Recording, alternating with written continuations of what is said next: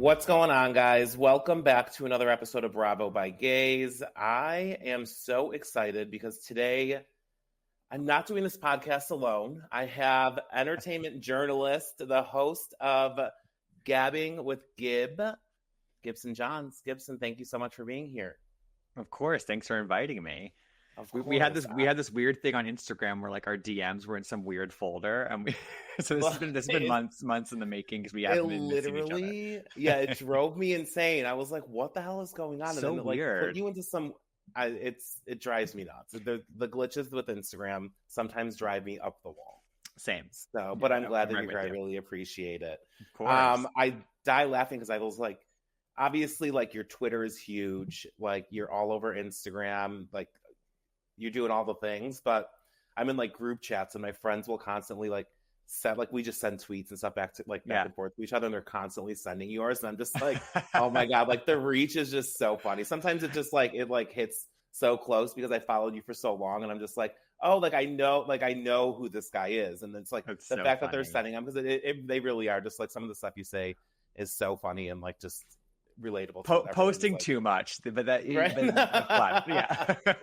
No, it's great. It's hilarious. Oh Someone just sent me one the other day, and I was like, oh my god, that's funny. I'm like trying to have him on the podcast this week. So, before we kind of get into the Bravo stuff, I just kind of I do this with everyone that comes on. I just kind of want to know, like, what was your gateway into Bravo? Like, right, everyone has like their one show or like that kind of got them going. What was yours?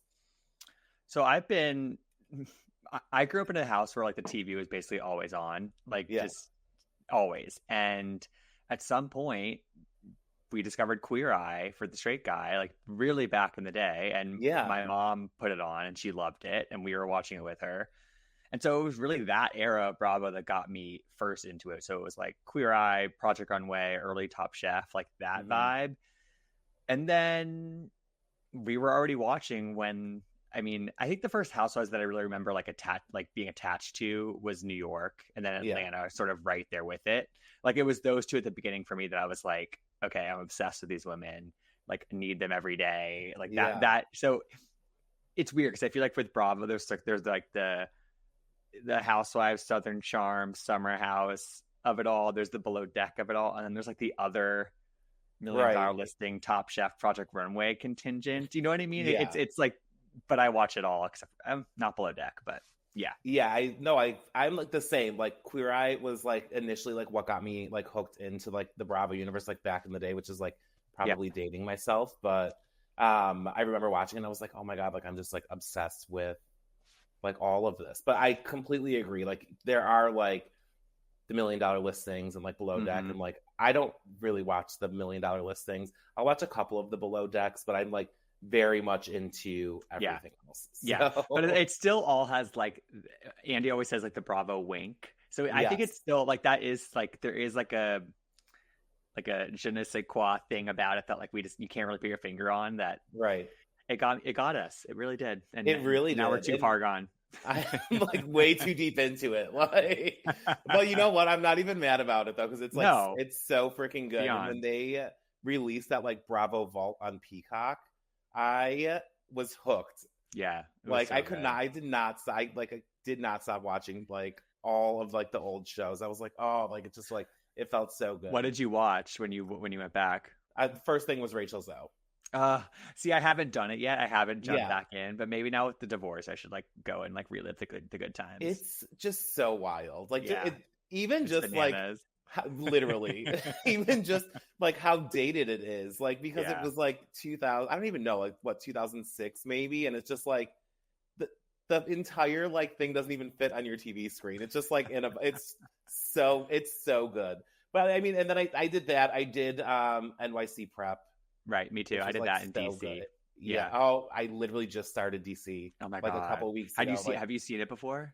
Yeah, I watched it when it aired. Okay. But like going back and watching it, I'm like, oh, it still kind of crazy. Holds up. Like there are some comments that like don't really age well, but like overall, it's a pretty good season of Housewives. It really is. It is. It's just so funny. I'm just like just to see like where they were with reality TV back then to like where they are now. Like there's there's some stuff obviously that would not fly like today, like Of some course. of the stuff that comes out of their mind. But it is just like, I'm like, wow, people used to like really be able to get away with anything, and now they will literally hold your feet to the fire for like the littlest. I get it, like times change, but you know, I love that your thing was was Queer Eye for the Straight Guy. Yeah, it was early. Like, so many people that I talk to, they're like, oh, well, I started Vanderpump like maybe like a few seasons into it, and then like I really enjoyed that, and then I went back and watched. I'm like, oh, like that wasn't that long ago. But it really was. We've been in the trenches for. I mean, it has to be going for 2 decades, honestly, at this point. Almost. No, it really, it's so wild. That's now, you said that, like, obviously you attach yourself to, like, New York and, like, all of that. Yeah. Is that, like, your number one franchise? OG New York, yeah. I really, like, to me, there's just nothing like it. Like, it's... Right. Like, we just had it so good with them for so long. I know. And...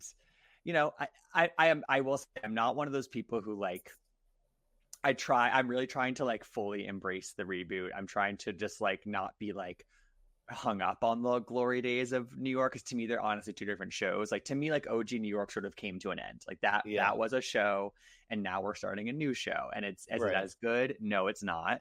But does it have potential? Yes. Like that's sort of how I think about it. And like, yeah, I will always long for those days, but we'll also always have those to rewatch, and we'll always have like those moments. And I also don't know if we still had Ramona, Sonia, Luann, Dorinda on camera, I don't know if it would be this. I don't know. I think that like that was a moment in time in and of itself. And because it was like petering out towards the, it was petering out. All the things must come to an end. Exactly. Like, yeah, the golden age can't last forever. And as much as I wish it could. So yeah, OG New York is definitely like my most referenced, like lives roast rent free in my head. Yeah. Definitely that. No, I love that. Yeah, that's like one of my favorites. That, and then like I loved like early seasons Atlanta. I just like, oh my God. Like the chaos, like it was just so insane. And I just you can't like replicate that. I mean, like you really can. And like that to me, I think Bethany, and then I think like Nene in that era, those two have to have had the most impact on Housewives overall, in my mind. Oh, 100%. And reality TV at large. Like it's kind of undeniable in my mind. No, I completely agree. I want to talk a little bit about OC because obviously we're talking like old school Bravo, but OC was like the first Housewives out there. But I listened to your pod. You just had an interview drop with Heather Dubrow. That was so good. Oh, thank you. It was so good. Overall, in general, what are your thoughts on this season? I think it's a great season. I really do. I think that, you know, Heather came back 2 seasons ago and it was better than the previous season, but there was still something missing. Tamara comes back, and I think last season hit really well too, but I do think by the end, I was personally kind of exhausted by like how much Tamara was doing, and it kind of felt like she like wanted this.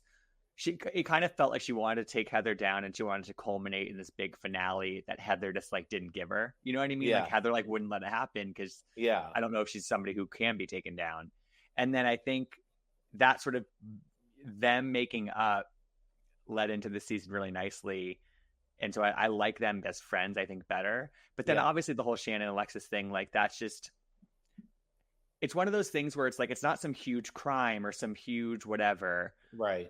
But it's notable enough. It's headline making enough. Whereas it's like the DUI and the relationship between Alexis and John. Like it was such a compelling setup, you know? And, you know, I interviewed Heather, and she said that she had talked to Shannon, and she was like, I don't know how you came back and did this. Like, I don't know how you came back and filmed for the show, because Heather said, she was like, I don't know if I could. And so I think that Shannon, she should be commended for like continuing to film throughout all of this, because it has to be extremely difficult, and more difficult than anything else I can remember in you know, the past year or two on Housewives. I could not even imagine having to like deal with all of that. Like, it's just like one thing after another like kept happening to her. And I have always said I appreciate Shannon Bedore. I have never really always been like, I like them all, but like she's just never really been one of my favorites. Right. But like now this season watching, I'm like, oh wow, like I get like the hype. This woman really is like putting everything out there, and she is like dealing with it while filming a reality show, knowing everyone is going to be talking about it again in 8 months, and she's gonna have to relive it again. Like I just like it was insane, and the DUI thing, I was like really interested like to see how that was going to play out in the show. And then they had said that they were bringing Alexis back, and I don't know where in my mind I thought that they were not going to solely focus on Alexis and John like versus Shannon. In my mind, I was like, is there a way that like Alexis can come back into the show and like maybe try and like build relationships with these women and not solely go after Shannon and try and like tear her down? I was completely wrong. That's all that they've been focusing on. I'm like, how dumb was I to think that this was like not going to go this way? It's crazy. I know. Well, I think what you said earlier is you know, I feel the same way. Is that like I never really fully gravitated towards Shannon. I like appreciated her for what she represented, but like I wasn't really endeared to her in a big way. Yeah. And I think that like how much we're all endeared to her this season is sort of like 99% of the fan base is sort of thinking the same way of like Team Shannon, let's support her, like they're kicking her while she's down, all this different stuff. To me, that speaks to how like incessant Alexis and kind of Tamara are being, and it's like they're pushing everybody away because of how they're acting. And like, I mean, I think Heather also made a good point when I was talking to her, which was like, let's say they had waited a month into filming to bring Alexis back, that would have given Tamara and Shannon an opportunity to like talk through the DUI stuff, the stuff about like going back onto tour, which is all about drinking and how Tamara really feels about that. But now it's like all clouded together with the Alexis and John stuff. And so it feels like this one big issue, when I think it's kind of like slightly separate things that are kind of congealing now, you know? Yeah, no, I totally agree. I mean, like, should give the girl like a little bit of time. Like, damn. Oh my God, let her breathe. I know. Literally, it's insane. It really is. And you know, but like you said, she is doing an amazing job. It is interesting to see, like, obviously we know like this whole Trace Amigas thing, like kind of like fell apart, like when all of like Tamara left. Now it's Vicky and Shannon kind of like going off and doing their own thing. What do you think? And because I'm assuming like they still are not friends, or if they are friends, maybe they're just doing a really good job of not really posting about each other until the season is over. Where do you see like the future for Tamara and Shannon being? I feel really strongly that Tamara needs to come into the reunion ready to apologize about something and ready to sort of have her tail between her legs about something. I don't know if she has to fully apologize for everything, because I do think that in this, it's what's being lost is that like some of her feelings are really valid, probably about Shannon. She probably knows a lot more than we all do about what's gone on behind closed doors. Right. And like Shannon did get a DUI, and you know, she committed the crime, and like she fucked up, and she is still drinking. So there is like a lot of like gray area that I think has been sort of erased in this sort of like Team Shannon, Team Tamara, Alexis like divide. Right. But ultimately, like, this is sort of a mess of Tamara's own making in terms of like how much people are turning against her this season. I'm talking about the viewers. Yeah. And so I think to win back the viewers, and I think to have any chance of reconciliation with Shannon, she just has to apologize for like how harsh she was being. I think even if it's just a general apology, like if she kind of pulls like a Monica or a Lala Kent, where it's like, no, I'm owning it all, blah, blah, blah, like then like where do we go from there? I don't know. Yeah. No, I completely I agree 100%. I think she has a lot of explaining to do at the reunion. And I mean, what are we at? Like maybe almost mid-season. So we still have so many episodes to go to see like what is going to unravel with OC. Yeah. And I'm just like, even in the situation with like, and I don't want to like get on this like Tamara train though, but even in the situation with Emily and Heather, when they were like having their little argument in that last episode about like the fashion show, and Heather had went away and Tamara went up to her and was like, "That's bullshit." And I'm just like, aren't you and Emily like friends? Like, you're supposed to be besties right now this season. Like, I don't know what's going on. Like, and also she was like kind of shit talking Alexis too. Like they were hiding right. from, and that actually was really interesting to me because I was like, okay, so it's because it's felt honestly up until that moment, Larry, like it really felt like Tamara is like kind of completely loyal to Alexis, like never going to criticize her, never going to admit that she's wrong. So when she was sort of like, oh, this girl is like cuckoo for Cocoa Buffs, like I was like, oh, like at least she's admitting it. You know what I mean? Right. You know, like I was surprised that she admitted that. So it gave me a little hope, honestly. Yeah, she was crazy. That was wild. That scene, I was like, what is going on? Like, it was just so insane. It really was. And just like, I love Emily Simpson. She's become a great housewife. She literally has. I love her so much. And when she like was just fed up with Alexis and like her bullshit, and she was like, "This has nothing to do with you. Like, you are just a friend. You're a friend." I lost it. No, and that was like the perfect fourth wall breaking moment. It's like so subtle, and like to the casual viewer, that's just like, oh no, you're just like a friend of this group. Like you're not in the group. Right. She really meant like your employment status is lower than mine. 100%. Which had to like literally, I don't know if Alexis in that moment like kind of understood, but like I don't think she did. I hope watching it back, it was like, oh wow, that was a good dig. Like that really was. So I can't. I like literally replayed that like little clip. Oh my god, probably it was iconic. 30 times. Yeah, it was so good. It was so quick and so good. And like I there is part of me that, and I don't feel bad for Alexis, I really don't. But there is part of me that does believe this sort of idea that there's a lot of stuff that's been left on the cutting room floor with her in terms of like, we're literally only getting her talking about John and Shannon the entire time. And like, that to me is part of the editing and the producing of this show versus like, she had to have been asked about other things in her confessionals. Oh, I'm sure. Do you know what I mean? So it's like, there's a small part of me that sympathizes with her in terms of that and like not helping her case. But ultimately she acted the way that she acted on camera this season. And like, there's no denying that, you know what I mean? Like that's not editing. So I don't know. Yeah, there have to have been moments where like they had to like do other things or like talk to her about other things. But in my mind, I'm like watching her like in her confessionals, and I'm like, it's almost like she's trying too hard to like get a full-time position. Like I know some of her stuff just isn't landing. Like I think she's trying to come up with these one-liners in her mind, and I'm just like, it's not you probably think that like you are having a moment right now, and it's just not.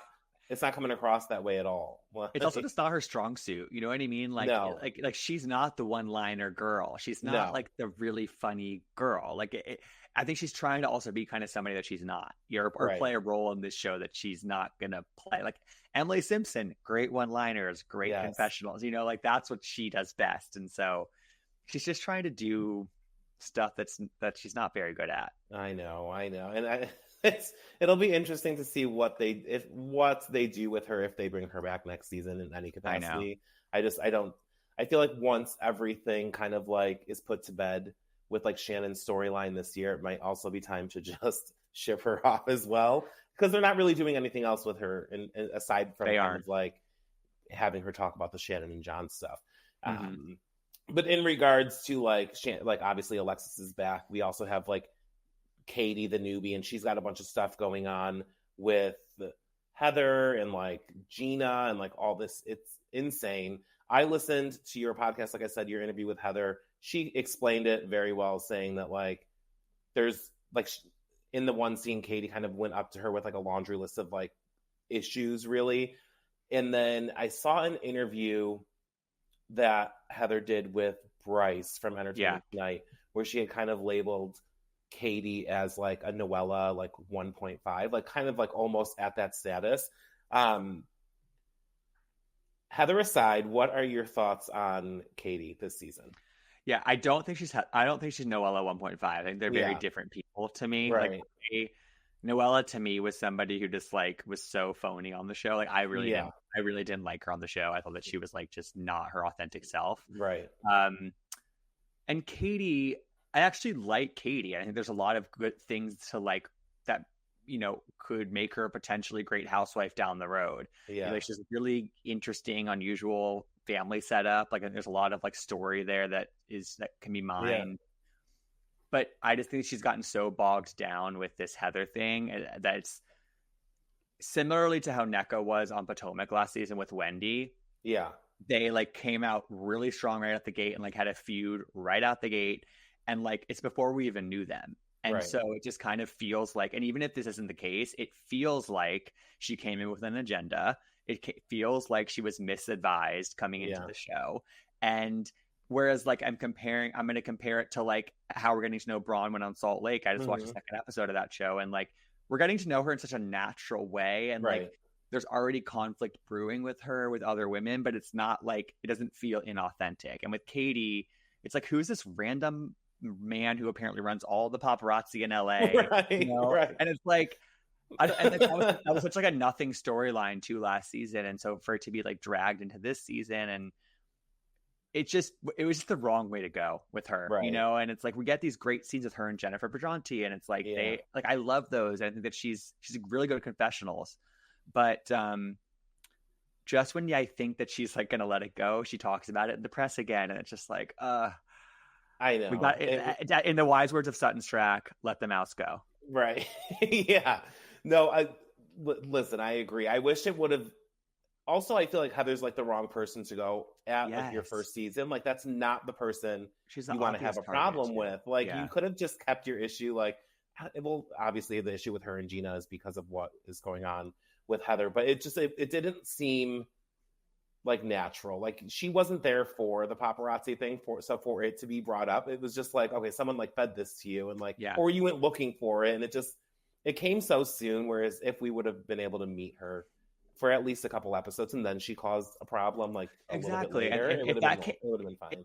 If something came up naturally between her and Heather, naturally within a season, like, it's clear they don't really gel, right? So like, if something had come up, great, like I would have totally accepted that. But again, like you just said, like, she's not involved in this, so like, why get involved in this? I can't. I'm loving this season so much. I really am. Just like, I'm looking forward to like every Thursday, and it is just, it's just getting better and better. Yeah.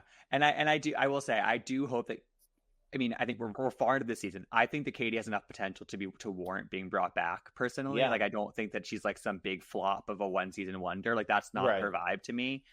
She just has to let this go. She really does.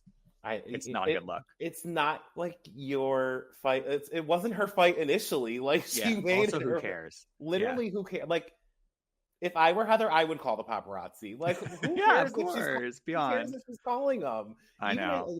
I know she says that she isn't, but if she were to, who cares? Just you call the paparazzi if you want to be photographed. Like, let her be. Leave her. That'd be kind of a funny Housewives mood, to be honest. If she had like called the paparazzi to like a scene they were filming together. That would, oh my God. That would have been funny. You know what I mean? That would have been. That would have probably been like such an iconic moment. If they would have caught paparazzi, like we could have been advising her. I know. I know. And I mean, I'm like looking forward to the reunion because, like you said, some people have some explaining to do. So it's just overall, I'm just obsessed with it. But I also wanted to talk to you a little bit about Salt Lake City. So I hadn't been able to. I didn't release an episode last week, so I haven't been able to talk to anyone about it like at all yet. Right. But just like, what did you think? Because I was completely obsessed. Like, the fact that we did not leave Lisa's dinner once except for flashbacks, I thought was amazing. I mean, once again, the editors are incredible on the show. It's nobody's doing it like this show in terms of the cast members, in terms of the editing, in terms of the production. It is like next level all across the board, in my opinion. And, you know, there was a lot riding on this premiere because of how big the end of last season was. And it's like, I mean, as we saw in Vanderpump Rules, like following up a big moment like that, like a big cultural zeitgeist moment. Yeah. It's kind of hard to do. Like, and I think it was so smart that they like, I mean, because Monica was there, they were able to like completely move on from Reality Von Tease. Like that that was alluded to a couple times, you know, but like ultimately, like, this episode was not about that. And that was such a good thing. They moved on. And I think that merited, to me, like, the biggest point that was made in this premiere that is like kind of indicative of why it was good is when Meredith is talking to Heather in that flashback after her third breast reduction. Yeah. And and she's like, listen, like at the end of that season in Aruba or Bermuda and at the reunion, none of my issues got resolved because it all became about Monica and Reality Von Teese and us being together against her. So there's all this unresolved conflict that didn't get addressed last season between the other women because they all came together against a common enemy. And so it gives us a lot to work with. We have so much to work with just like because of that. And I think it's brilliant. It's brilliant. Which is amazing because I honestly didn't know how they were going to come back. There was a moment where I was like, oh, this was all about Monica. Like they need her to come back and like wrap things up. But they did such an amazing job without her. It was so good. It really was like so good. I was like, it's so funny. It's so funny too. It just like it cracks me up. Yeah, like Angie came in like episode 1 already with a prop. The freaking scroll was like hilarious. Like her timing was a little off, but it was still like so funny. She's like, I can't marry. Like I know like the feelings people have about her, but like she was so funny episode 1. Like Mary's comedic gold, and like she's gonna say problematic things, and to be honest, like I don't agree with those things that she says, of course, like that's just kind of a given, but like I think with her, at least 5 seasons in, I think we can get to a point with Mary where it's like you kind of have to just like disregard some of that stuff that's like nobody really takes it seriously from her. It's just she's there for the humor and it's hitting. So like that whole thing with Brittany where she's like, where Mary's like, yeah, like growing up, like we didn't always have that much. And Brittany was like, yeah, like I grew up poor as well. And Mary's like, I didn't say I was poor. Yeah. Don't say that. and then Brittany's like, well, like, I had to sometimes like steal some food and put it in my purse. And flash forward to the dinner scene. And Mary's like, I don't want to sit next to Brittany. She's gonna put bread in my purse. Yes. She's like, and it couldn't have been that long ago because when you're young, you don't have a purse. like her mind.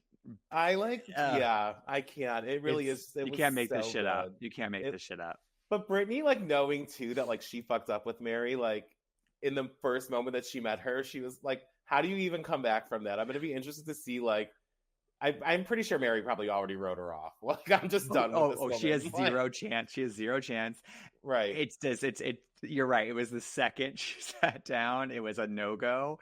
And like, maybe at the reunion, she just has to tell her that she has lipstick in her teeth and she'll win her back. So that's what Angie did. Literally, I can't even believe that that's all it took. In 2 seconds, Mary was like, I like Angie. Like, it was girls, insane. Girl. Right. Now they have got matching sunglasses and they're just like Thelma and Louise over there in Salt Lake City. I love it. I love it. Thoughts on Bronwyn?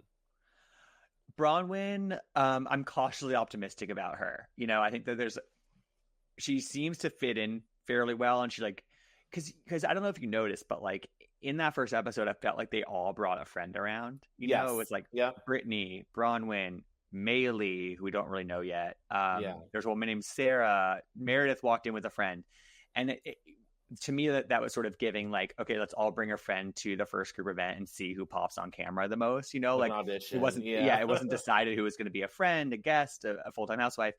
And it's very clear that like Bronwyn was the most natural sort of in that environment from this first episode.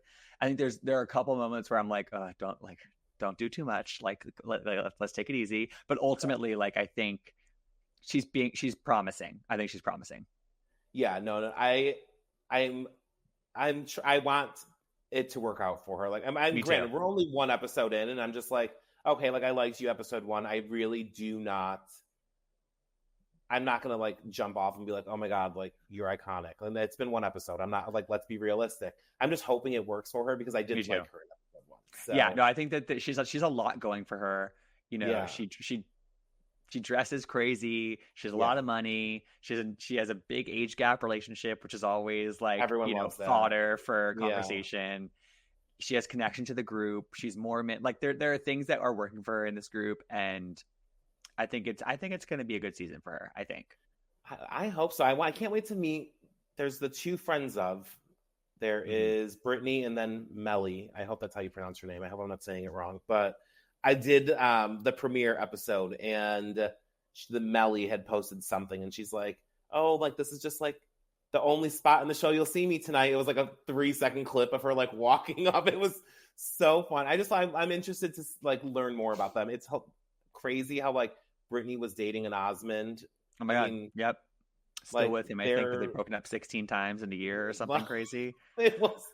That's not a red flag. That's and there's something about her that she looks, what did I say? She looks like a mix between Leanne Locken and Carrie Duber from Dallas. Oh my God. Like she's like so like she has that like face that just feels like something you've seen before, but it's just like a mix of like every other housewife. Yes, yeah.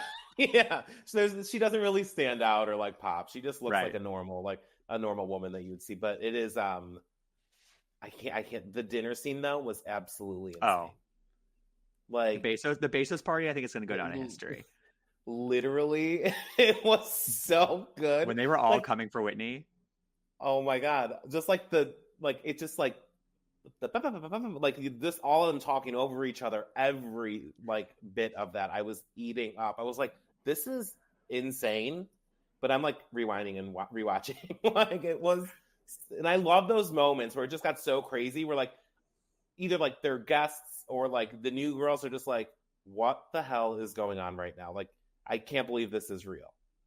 And it was like a tennis match. You were back and forth. Right. But they were all, the thing is like, and the thing that makes me so excited about it is that they were all holding their own. They were all kind of firing off one-liners. They were all just clocked in and like ready to fucking go. And it just shows that they're operating on a different level. Like, and honestly, Whitney, when she had Heather, Meredith, and Lisa, who are like they're all people who like are very formidable in their own right to go up against 1-on-1, 3-on-1, and Whitney's still holding her own. She's like, "You want the healed me?" And she flips her off, and then she walks out of the party. Like, sorry, iconic behavior. I know. I did. I'm very glad that she held her own. I got a little nervous there for a second. I like didn't want her to burst into tears. I really wanted her to like stand up and just be like, and just not back down. And she did it. And I'm sure she's going to continue to do it this season. Like the previews that come out, she's not backing down from it. And I love to see it. I just want to see if there is like any type of reconciliation between any of them, because really the three of them really don't seem to care for her at all right now. So I'm interested to see like what happens with the rest of the season. Yeah, I think it's pretty clear like what the divide is. I think the divide is maintained right now, but because they're all going off in press, and they're all like just letting it fly, which is we the love best. to see it. No, we love to see it. Like they're activated and Meredith's engaged, and it's just like, when they get the Twitter fingers and they're just like replying to everything, I'm just like, and like sometimes you're like, what are you saying? But like, I love it. Yeah, right. And then you got to go back and like look for the replies to who they're saying what to. I'm living for it. And I'm just so happy because I feel like the summer months were like a little bit slow, but like now that fall is approaching, I'm like, thank freaking God, because like now Salt Lake City's back. We have Orange County on right now. We have so much to look forward to. That's like coming up in the fall. We have Potomac coming, Beverly Hills, New York. We have New York. Like there's this new show that they announced during the Salt Lake City premiere that's sold on SLC or whatever. So much is coming up. What are you looking forward to the most that like is going to be on this fall? Other than Salt Lake, I think that Salt Lake, I think this season will like continue to be just like top tier and hard to match. I think I'm most cautiously optimistic, not cautiously. I'm hopeful about Potomac because I think Potomac. I mean, I talked about OG Roni with you at the beginning of this episode being classically my favorite, but I think as OG Roni started to fumble, Potomac was sort of in its golden era of like they had like a 3 or 4 season run there that was like incredible, and nobody was making me laugh like them. And I think with Potomac they kind of got weighed down by this pressure to like deliver big moments, and like just like ones that are going to make headlines. But ultimately I think Potomac is it's at its best when they're just making you laugh over stupid things. And it seemed the trailer for the season's like pretty light on big drama, which to me is actually a good sign for the show, meaning that like there's going to be making me laugh, and I want that to happen. Like Karen and Giselle friends, just like geeking with each other. Like that's what I need from Potomac, and so I'm looking forward to having that back in my life this fall. Yeah, I don't need them to have like crazy drama. Like with them, I'm just like good with like the joking and like just like the cattiness between them. Like I don't need anything too much from them. They really did, like, I agree with you, those first like couples, they had that like length of like once seasons Candace where it was joined, just so good. So good. Yeah. What are you looking forward to? I think I'm looking forward to Beverly Hills. Okay. I still do love rhoc, and I'm excited to see what they're going to bring, but I want to know like what the hell's going on with like Dorit and PK. And I just like, I'm interested to see like what's going on with those ladies. I know. There's just, I'm looking forward to all of it. What? Just like, it's interesting because Beverly Hills, I feel like we know like pretty much nothing about what happened during filming, which is, I think, a good thing. Yeah. But Andy keeps like insinuating that Dorit is like really activated this season, which she needed to be, because it's about her divorce. She's been kind of like phoning it in recent seasons. Right. So like, I'm here for an activated Dorit. Absolutely. Yeah, I want to see what is going on between her and Kyle, and like not even just her, like Erica and like just all of the ladies. I'm looking forward to it. I obviously also I'm excited to see like Brynn back on my screen. I love Brynn on rhoc. I just like literally all of it. Like I'm ready for Southern Charm to come back. Like me too. I'm like so thirsty for it, because like I still watch everything that was on this summer. I was just like, it's so much better when there's like so much going on in 1 week instead of having to wait, instead of only getting 1 or 2 shows, you know what I mean? And so I'm just like ready for fall. It's also just like different when there's like so much like excited energy around Bravo. Right. Like that was missing this summer. It was like Dubai is like a fine watch, but it's not like people were super excited. Jersey was like, I mean, people were like sort of over it before it even began last season, which I actually enjoyed this season, but the energy around it was really bad. Yeah. OC has had great energy, but it can only carry so much of the weight. You know what I mean? Right. So I think Salt Lake swooping in has felt really good. Yeah. And then the fact that we're going to have OC, Salt Lake, Potomac, and New York all on it, like for a couple weeks at the same time, like that's. I'm not leaving my house. Right now we're excited, but now I'm gonna be overwhelmed about it. Right. Yeah. No, and I can't wait for it. It really is. It's such an exciting time. I can't wait for everything to come back. Gibson, I want to thank you so much. Thank you for coming and talking with me today. I really appreciate it. I love your social media. I love your podcast. Let the people know where they can find you. Yes, well, thank you for having me. This is so much fun. I'm glad we finally were able to make it work. And so my podcast is Gabbing with Gib. It's out twice a week, Tuesdays and Fridays. Usually it's an interview with somebody on Bravo, and then like a discussion episode about the shows. Sometimes I'll throw a third episode in there, but twice a week, wherever you get your podcast, Gabbing with Gib. Nice. Thank you, Gibson. I really appreciate it. Of course. Have a good day, guys.